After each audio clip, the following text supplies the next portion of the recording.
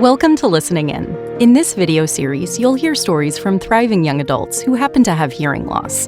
They'll share what it was like growing up deaf and how they learned to listen, talk, and reach their dreams. Meet Riley. Her bright future started when she was just a few days old. Because of the newborn hearing screening, her hearing loss was identified early and she received her hearing aids at just 3 months old. Let's listen in. Hey, Riley, how are you? It's so good to see you. I can't believe that you're all grown up and beautiful and just amazing. It's so good seeing you. I know, I'm looking forward to talking to you guys. It'll be great fun to catch up. Yes, it will. Yeah, all right, well, come on in and have a seat. So I'm going to roll back the clock a little bit, okay? Little baby Riley comes into the world.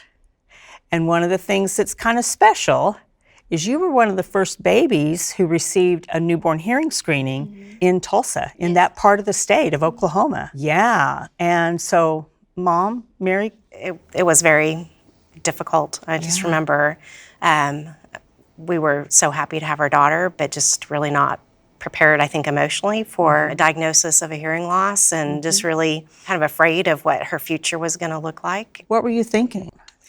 I was really just kind of devastated. I just remember crying a lot, and of course you've got all the new mom hormones too. Oh, yeah. And so I would take her to a lot of her appointments, and she had just some other issues that I think were related to her diagnosis, but at the time, so she had a loss of balance, so we're going to neurologists, and so just some scary things all happening at once. Yeah. So how old were you when you got your first set of hearing aids? I think she was probably 3 months that she did the body-worn hearing aids. And so 3 months of age, and you're trying to keep hearing aids on a little 3-month-old baby. So we're going to change your middle name to Perseverance because that's what it took, right? So when you first had the diagnosis, Mary, how did you decide or know how you wanted Riley to communicate and how you wanted to communicate with her? I think originally we just started looking at the options that were in Tulsa. We got connected with Sooner Care, and we went to a daycare that was in Tulsa that mainly just did sign language, was their main form of communication. But I just remember going through that, and not that it's a wonderful organization, but I just thought that's not what I want for my daughter. And then I think we tried to start doing some speech therapy. She didn't have any hearing, even with her body-worn aids, so that was a little bit difficult. And I think just after a lot of time talking about it, we just felt very comforted knowing that that was the right option of doing the implant, but it was an option that we had to wait, which was hard. Because of FDA and the requirements. And so, well, along that way, you met some special friends then. I did. Because you were going to schools where you were the only child that had hearing loss, right? Yes, ma'am. And the only one that you knew really that had cochlear implants? Yes. Did you ever have a time when you felt like other kids were mean or made fun of your hearing aids or your cochlear implants? At the time, probably middle school was my hardest season. Middle school's the pit. Yes. It just is hard, isn't it? Yes. Yeah. And it was a hard season for sure. And I probably had a lot of nights coming home and I was like, this is not fun. And to kind of figure out my self-worth, I think that really helped me through the seasons of not knowing where my place was, who my friendships were, and other people telling me who I am when I knew that wasn't true. Yeah. And So when Riley would come home, and those middle school days, which we know are just can be the pits, and she would talk about someone that might be being mean or that had hurt her feelings. What did you say? How did you handle that to grow her in her confidence and her ability to handle it? It's hard. I think any mom finds it hard when your child is being made fun of or feeling like they're picked on. But we would just really kind of talk through, so what are you wanting to happen? Do you want for us to get involved, or do you want to take care of it? So we would just talk through what Riley was wanting, and then usually they don't want the parents to get involved. So she would choose to do it, and we would just talk through, well, how does that look? Do you go to the teacher? Do you say something to the other kids?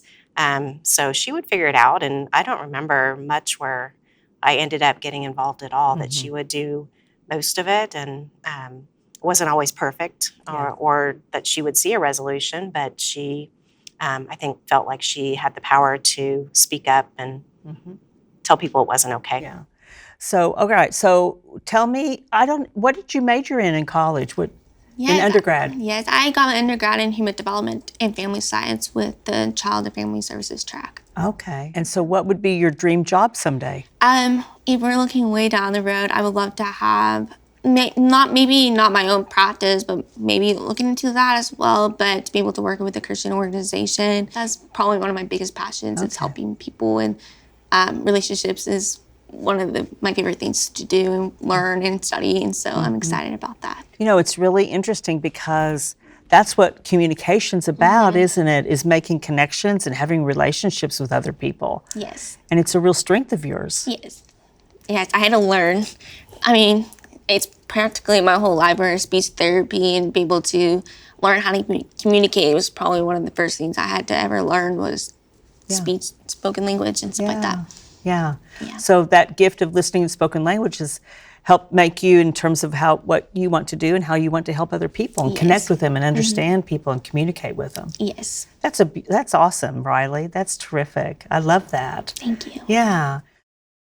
So I'm curious. Tell me more about your preparation for college. Well, I knew I was starting from a fresh start, and I really, really wanted to see if I could kind of motivate myself to basically do most of college without much of assistance, because I wanted to see what that felt like and what that would basically look like. And I just kind of asked for the bare minimum. If I needed any more, they were able to give me those resources. And then I just had really good classmates, and if I misheard them, they would whisper to me. And so I built a really good relationship with my peers as well. So you kind of had wing women. Yeah. Yeah, your friends that kind of helped you out or that you could ask. Yeah. Yes. So when you went to college, did you know your roommate? I did not. I went potluck. So, Really? yes. So tell me about that.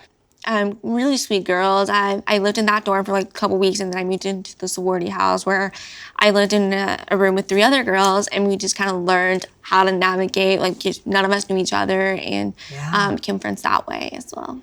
So, Yeah, that's tough to do. Did you tell them about your hearing loss? Yes, I think they knew pretty early on because I can't hear when I sleep, and so they thought I was the best roommate in that situation.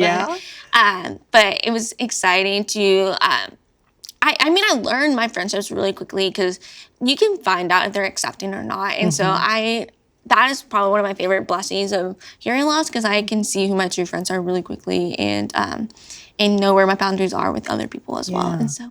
Yeah, okay, so do you remember, in terms of what was hard for you in college?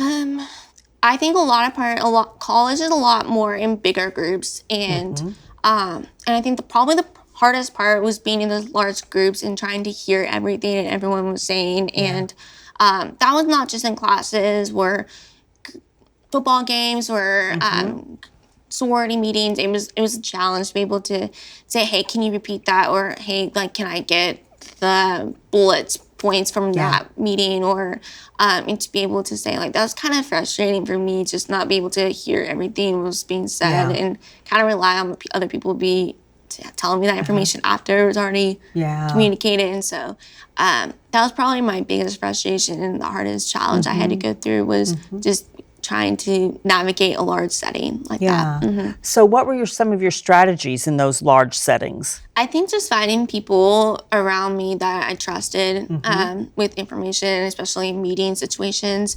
But also just kind of going to the professor or whoever is facilitating that meeting or class or whoever and just say, hey, I'm hard of hearing. Can I ask you a couple questions that I might have not grabbed in that meeting or whatever that situation was. So in terms of that, what do you think your mom did that helped you learn to advocate for yourself, to express what you needed when you didn't understand things, all of that? How did you learn that? What do you think she did? I think she did a lot about leading by example, and the way she carried herself and asked for things, she expected me to do the same. And if I needed something, she made me ask, and she did not speak for me. And just make sure I communicated what I needed, what I wanted, and if something was bothering me or something was not right, she's like, Riley, you say it. Like, and I think she gave a lot of tough love, and I saw that very early on because I know that she loved me so dearly, but she wanted me to be able to do that on my own. Yeah, it's kind of the tough love. It would have been easier just to have done it for her, right, Mary? Yes. So how did you make up your mind, and what kinds of things did you do? I think earlier on, just when we'd go to IEPs or to other things, when they'd ask a question, I would look to Riley and say, Riley, what do you want, or how do you want that to look like? So she started probably with me modeling first of asking the questions to then her giving the answers and moving into kind of knowing what she wanted to ask. Yeah. My mom was just a cheerleader. She didn't step in or do anything, and she just said, hey, you got this, and gave me a couple of advices there and there, but mainly I did all the talking. And I'm looking at you, Mary, and it's making me cry. What advice or what piece of advice would you give to another family that might be just finding out their baby is deaf or hard of hearing?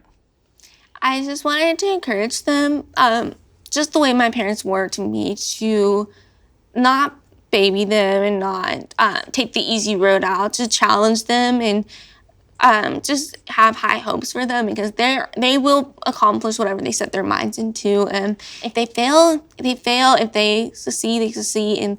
And just do those life moments and being encouraging and let them make those first steps for themselves and just be loving, because it's really, really hard to be able to be on this side as well. And so, yeah, that's great advice, great wisdom, great insight.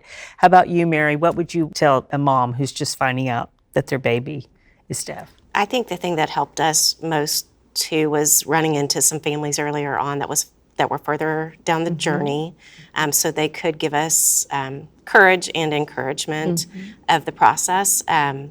It's a hard journey, but well worth it, because I mean, there's a lot of time spent, I mean, not just at speech therapy, but hours and hours of helping your child be the best that they can and speak and listen.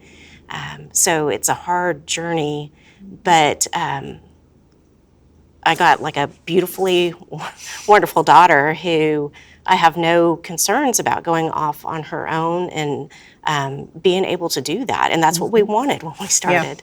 Yeah. So that's the encouragement that I would give to new families is just be there. It seems like a tough ride at the beginning, but it really comes together at the end. Yeah.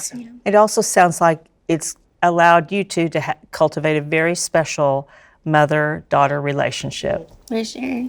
And I just also, like, don't do this life alone. Like, invite your friends and family to do it, because it's a community battle to do together, and I would not have changed it to the world. Yeah. Well, those are wise words, Miss Riley. I had a blast getting to catch up with you and the amazing, beautiful young woman that you are. I mean, I just marvel at you. Thank you. Yeah. Well, thank you guys. Thank you. For more inspiring stories and to learn about what's possible for children with hearing loss, visit hearingfirst.org.